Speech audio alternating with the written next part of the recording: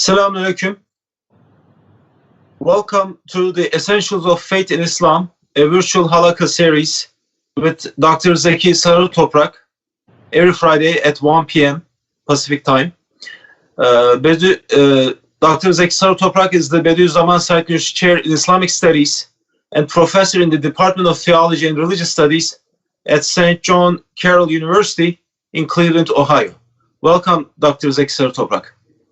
Thank you, Attila Bey. Now, our topic today is belief in angels with special focus on the Angel Gabriel and other archangels. Please, the floor is yours. Thank you. أعوذ بالله من الشيطان الرجيم بسم الله الرحمن الرحيم الحمد لله رب العالمين والصلاة والسلام على سيدنا محمد وعلى آله وصحبه أجمعين. Today, inshallah, God willing, I will give a brief information about the second article of faith in Islam, and that is belief in angels. There are so many Quranic verses about angels, about their duties, their functions, how they are acting in this world.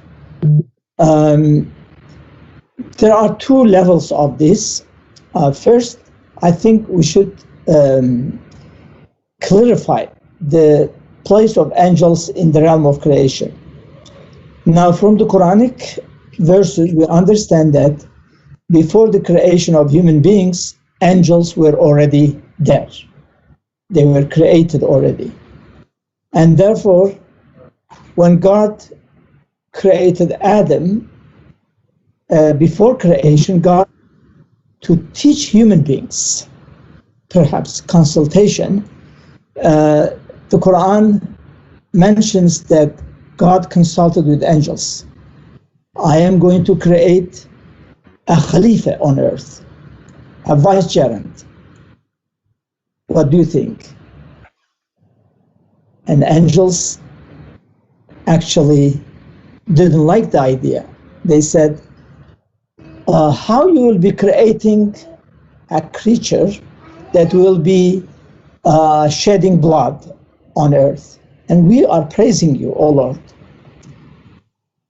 And God says, I know what you do not know. And then the verses are talking about how God asked Adam to answer the questions of the names, and Adam answered the questions, and angels eventually said, Subhanaka la ilma lana illa ma 'allamtana innaka antal alimul hakim. O Lord, you are exalted. We glorify you. We have no knowledge except what you have taught us. It's the only knowledge that we have. And they confessed that they didn't know those names that Adam knew. Now, there are many interpretations of this. Basically, God wanted human beings to be created because human beings will have messengers of God. Will have messengers of God. So, if we start from the beginning of humanity, well, these were like the stars of humanity. Let's say Abraham, Noah, Moses, Jesus, Muhammad, peace and blessings be upon them. So basically, because of this and like them, because in Islam we have more than 100,000 prophets of God came before Islam throughout human history.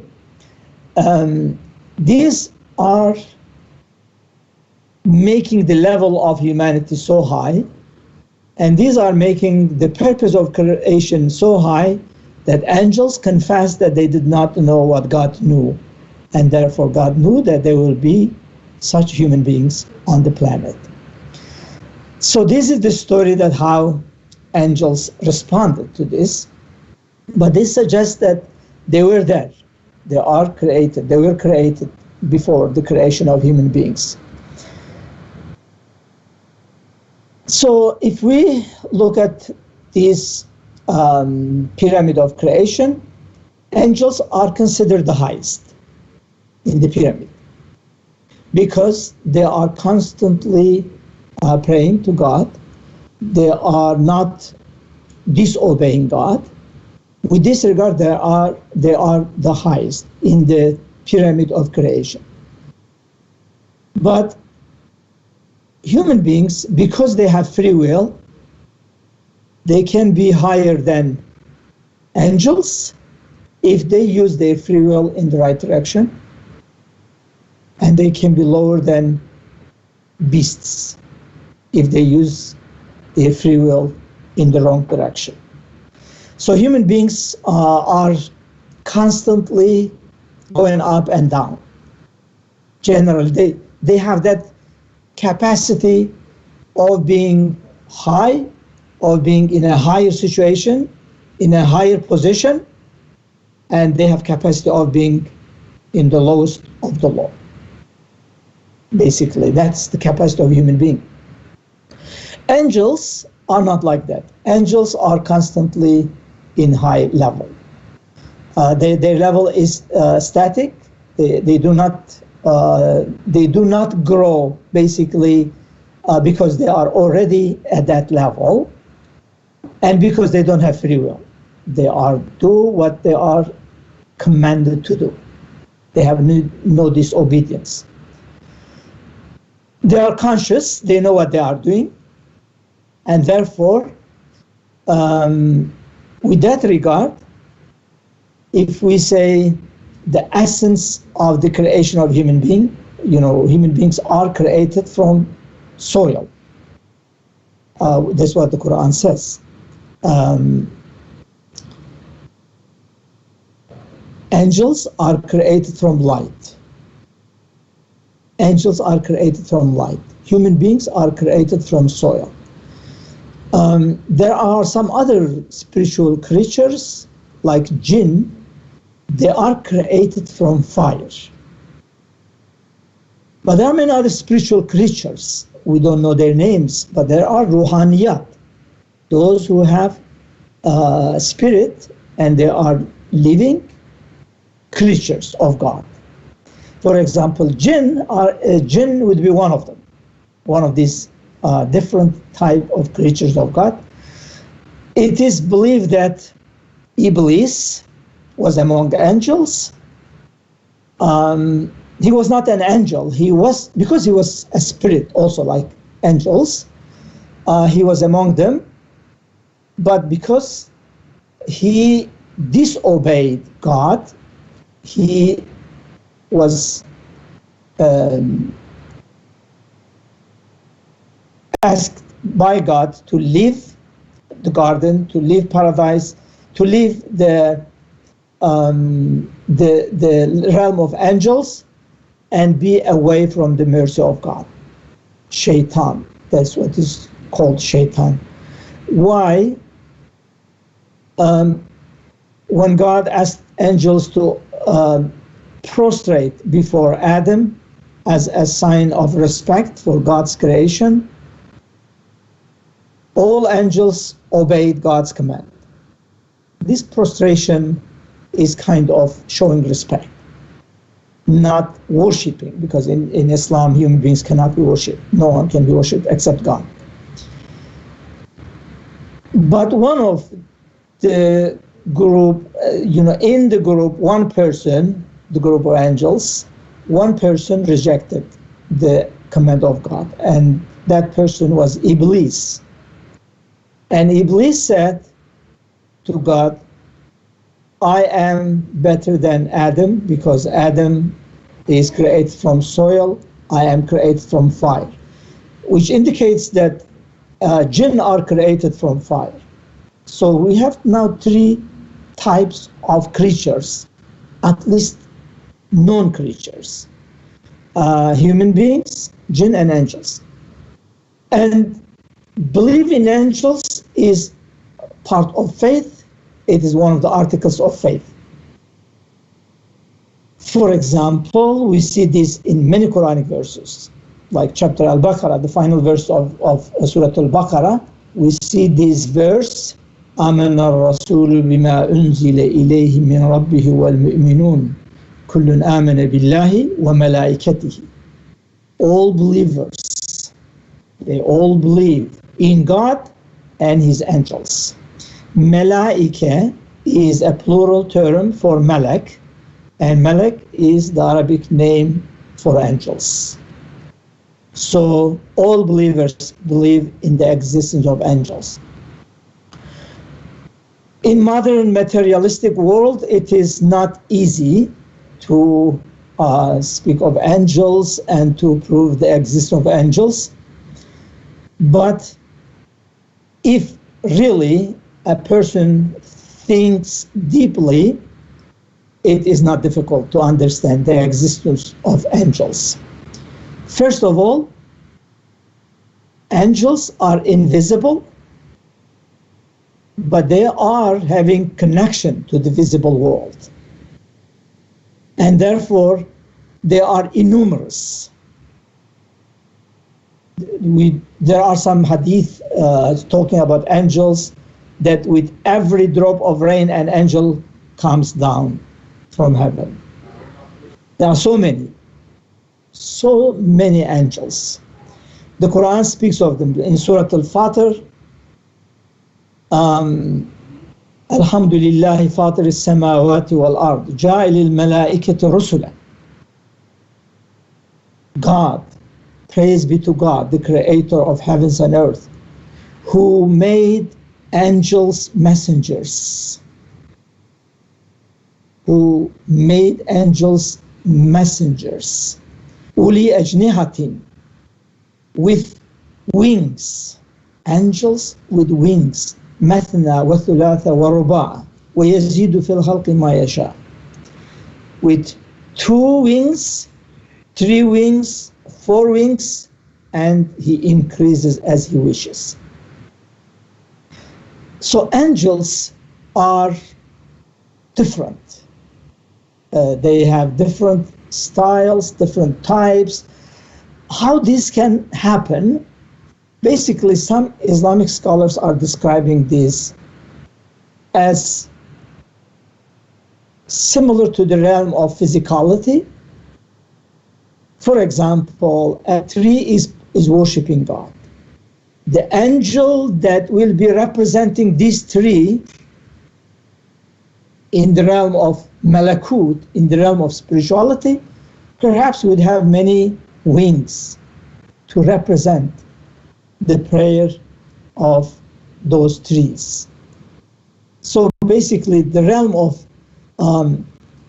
physicality is a kind of indication of the realm of spirituality. It is showing, that's why I said, if you think deeply, you will see that there is a connection between the realm of physicality and the realm of spirituality. First of all, physicality is not the essence. Actually, it is not the essence. The essence is the spiritual dimension. And that's why Muslim scholars, when they make an analogy of material side of human beings and spiritual side of human beings, they would say the body is like a cage. The soul is like the bird in the cage. Which one is more important? The body or the soul? The bird or the cage? Basically, the bird is important. The cage is for the bird. You cannot sacrifice the bird for the cage, because cage is covering the bird. Yeah, that would be really a very ridiculous, to give more importance to the cage and less important to the bird. Soul is the bird. That's what Islamic scholars would say. So there are many angels, and they are representing different creatures, and they are representing different worshipping of creatures, glorifying of creatures in the realm of physicality. But their realm is the realm of spirituality. So if we think of modern mind of human beings, how can we prove the existence of angels? Well, in Islam, it is a part of faith. You have to believe in them. First of all, they are not ghosts. They are not superstitious creatures. They are real creatures. Real creatures. How you prove their existence? I checked with several Islamic references.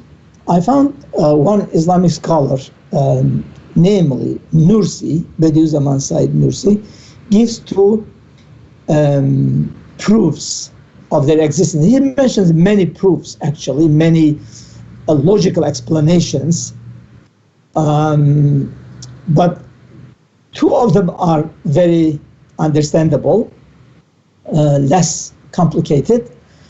One is, he says, consensus of human heritage. Throughout human history,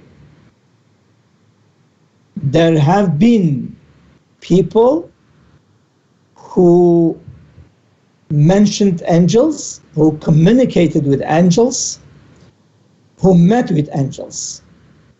And those who said this, they were very honest in their understandings. They were very honest in their statements. So, for example, Moses met with angels. Jesus met with angels. Muhammad met with angels.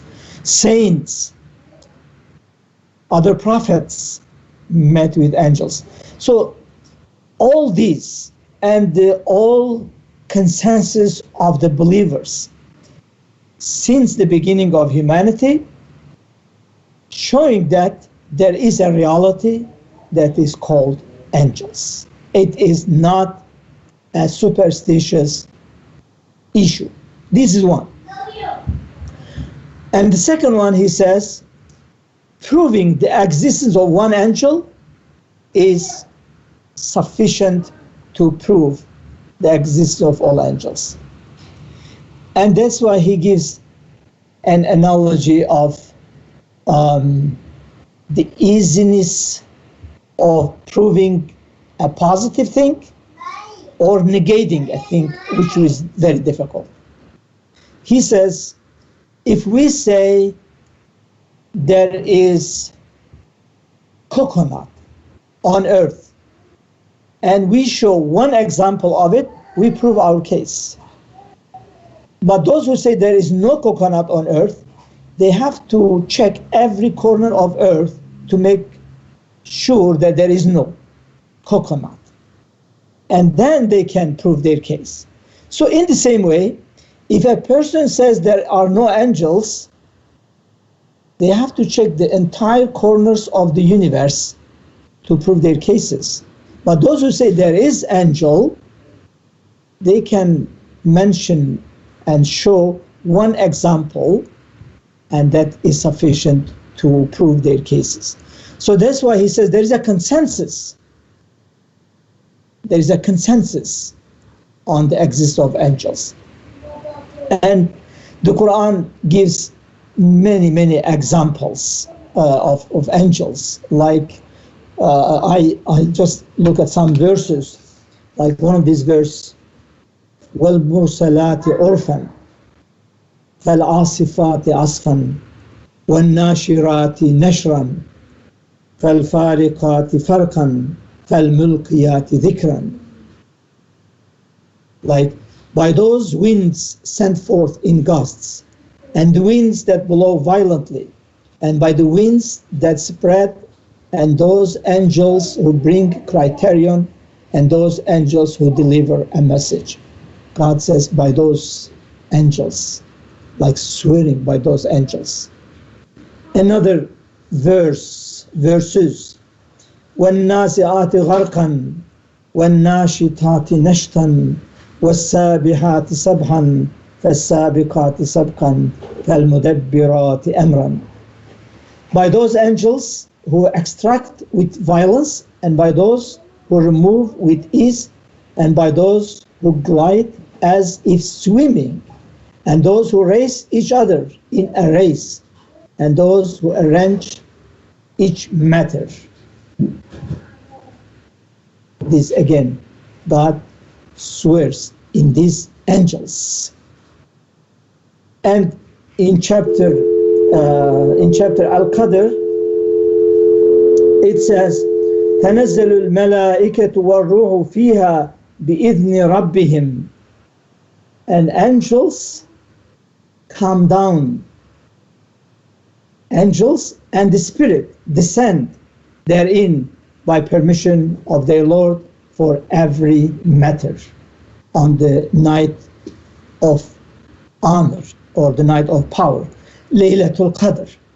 In that, angels are coming down. And here, Ruh is translated generally as Angel Gabriel. So one of the titles of Angel Gabriel is Al-Ruh. There are many angels, as I said, there are many categories of angels. If we look at the archangels, basically, we will say 4 angels are the greatest of them. Angel Gabriel, Jabrail in Arabic, or Jibril. There are various spelling of his name. Gabriel in English. Angel Mikael, in the Quranic language, Mikal. And angel Israfil, or Seraphiel, and angel Azrael, or in the Quranic language known as angel of death. So these are the highest of all angels. But there are some angels known as Muqarrabun, those who are close to God, very special position. So each of these angels have some duties, some jobs. For example, the job of Angel Gabriel is to bring revelation to the prophets of God. And we know that Angel Gabriel would come in the form of a human being and would meet with Prophet Muhammad, peace and blessings be upon him. There are many occasions that Angel Gabriel would meet with the Prophet in the form of one of his companions, known as Dihya al-Kalbi. Dihya al-Kalbi was very well-known companion of the Prophet, and Angel Gabriel would take his form to meet with the Prophet, peace and blessings be upon him. On one occasion, sometimes he would come in a very white clothing. No one would know who would be that person. And the Prophet later would say, this was Angel Gabriel, came to teach you to religion. So there is one occasion, for example, in Medina, when Angel Gabriel comes and asks some question to the Prophet in the presence of his companions. And he says, Muhammad, tell me what is Islam. Tell me what is Iman. And tell me what is Ihsan. And tell me when is the hour. So he asked 4 questions. This was Angel Gabriel. And Prophet responded. But interestingly, when the Prophet would respond to those questions, he would say, you have spoken the truth. Because he was there to teach the companions of the Prophet about the religion of Islam, to have them understand the religion of Islam in a proper and perhaps concise way. So that is Angel Gabriel. On several occasions, Angel Gabriel is mentioned in the Quran by name, Jibril. Angel Michael is also mentioned in the Quran by name as Mikal. And his job, the job of Angel Michael is the English version of Mikael. In the Islamic tradition, he is known as Mikael. And Angel Gabriel is known as Jabrail. So the job of Angel Mikael is greenness on the planet, environment. He is in charge of agricultural aspect of the planet, basically, to help with the growth of plants, trees. All green things are related to Angel Michael. That is his duty. Now, is he doing on his own only? No. There are many other angels who are helping. There are many other angels who are helping Angel Michael.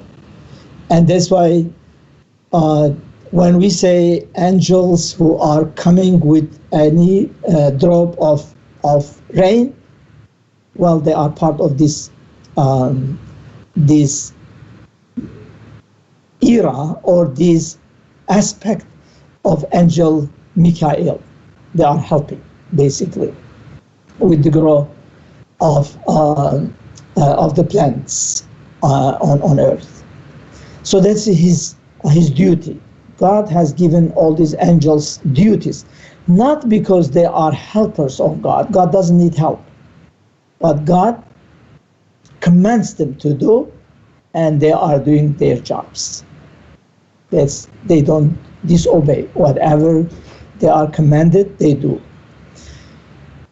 And many angels, as I said, numerous angels are constantly worshiping God. Their job is to be in the form of prostration, to worship God. And all these angels are basically headed, if we can use the word, by 4 archangels. So Gabriel, Michael. The third one is Seraphil or Israfil. And his job in the Muslim tradition is to blow the trumpet when the time comes. So he's waiting. He is waiting to declare the end of time. By when he will do that? When Angel Gabriel asked Prophet Muhammad, when is the hour, which is the final human history? The Prophet said, the one who is asked has no more knowledge than the one who is asking. So I have no more knowledge than you, the Prophet said to Angel Gabriel. No one knows when will be the end. Only God knows. According to the Islamic teaching, only God knows when will be the end. So the job of Israfil, alayhi salam, for angels, for all angels generally, Gabriel, Michael, Seraphil, Azrael, it is recommended to say alayhi salam, peace be upon him. They are very high level. So it is said in the Muslim tradition, Jabrail alayhi salam, Mikael alayhi salam, Israfil alayhi salam, Azrael alayhi salam. And therefore, the Prophet, on one occasion when he's praising Angel Gabriel and Michael, he says, every prophet has 2 helpers from the inhabitants of heaven and 2 from the inhabitants of earth. My 2 from heaven are Gabriel and Michael. So Angel Michael and Angel Jabrail, Angel Gabriel, are the helpers of the Prophet of Islam. The Prophet praises their help. So Angel Gabriel had conversation with the Prophet. there is one occasion that he actually was with the Prophet during Miraj. He took the Prophet from Mecca to 7 heavens. He accompanied the Prophet. The Quran speaks of this. How Angel Gabriel would bring message to the Prophet at the same time. Like one Quranic verse says, the Quran is nothing but a revelation revealed, taught to him, to the Prophet, by one strong in power, very strong, and that's Angel Gabriel. Ar-Ruhul Amin, the trustworthy soul, the trusted soul. That is the title of Angel Gabriel. And so the Quran was revealed to the Prophet by Angel Gabriel. That's very important duty. Angel Gabriel duty is very important. And he has very strong relationship to the Prophet. It's believed that in the month of Ramadan, he would come to the Prophet and he would recite the Quran, and the Prophet would recite after him, and they would finish the Quran to the end of Ramadan. On the final Ramadan that the Prophet would pass away before the next Ramadan, he repeated twice, because the Prophet understood that he would not be able to catch the next Ramadan. And they had twice reciting the Quran. That was very telling story in the Islamic tradition. Even in the story of Miraj, the ascension of the Prophet, Angel Gabriel goes to a certain point and says to the Prophet Muhammad, from now on I cannot come. I'm not allowed, but you are allowed. You go. You are allowed because you are invited. If I go further, I may be burned. So there was a place is not a good word. There was a point, let's put this way, because it's beyond place, beyond time and space. There was a point that Angel Gabriel was unable to go. Prophet Muhammad was able to go. That's what Islamic tradition would say. Angel Gabriel is so remarkable, with various forms that sometimes he would show. We have many references to his appearance in different forms in the Islamic tradition. And finally, to talk a little bit about Angel Azrael, so the fourth one, he is known as the Angel of Death. The Angel of Death. The Quran speaks of him with this title, the Angel of Death. His duty is to take people's soul at the time of death. Now, is it Azrael himself taking all the souls of human beings? Because in one day, over 300,000 people are dying on the planet. So how Azrael can go and take all the souls? Well, Islamic scholars would say, no, this is about helpers of Angel Azrael. It's not only one angel. Azrael is the head of all angels who are in charge of this. And also, some Islamic scholars are giving the example of electricity. For example, if there is a central electrical power, when you turn off that electrical power, all bulbs that are shining will actually be turned off. Well, maybe with one click, millions of bulbs will be turned off, or there will be no shining anymore. So in the same way, with the realm of spirituality, this is much easier for angels to take the soul of human beings. For human beings, it's not easy. It is a very important moment, but for angels, it is really not big issue. Okay, there are many verses on angels. I think if we make like a little search in the Quran, over 100 verses would come about Malak and Malaika. There are so many verses on angels. And that's why it is a part of Islamic faith to believe in angels. And my goal was to give you a sense of this belief in Islam and to have actually a kind of